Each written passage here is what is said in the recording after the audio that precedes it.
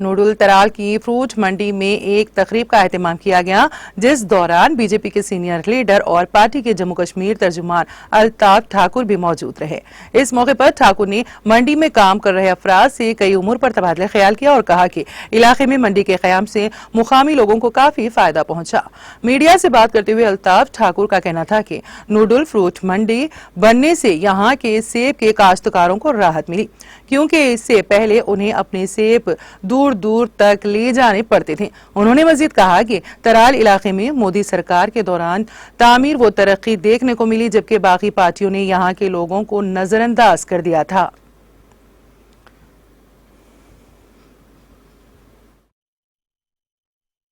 पहले में जो फ्रूट ग्रोवर्स और जो ट्रेडर्स फेडरेशन नौजल तराल की, उनको मुबारकबाद देता हूँ कि उनकी बड़ी मेहनत और बड़ी काविशों के बाद जो ये फ्रूट मंडी इस वक्त तराल में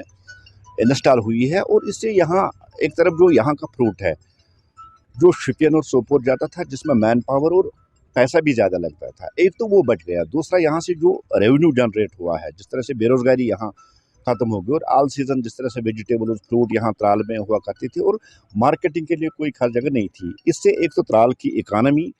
वो बूस्ट हो गई। दूसरा, इससे जो तराल में बेरोज़गारी है, वो बेरोज़गारी भी किसी हद तक ख़त्म हो गई। और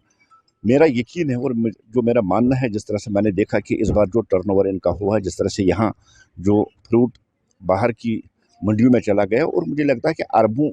की इसमें उन्होंने कारोबार किया है। और पूरा जो इलाका यहाँ पांपोर से लेके तराल, जो साउथ कश्मीर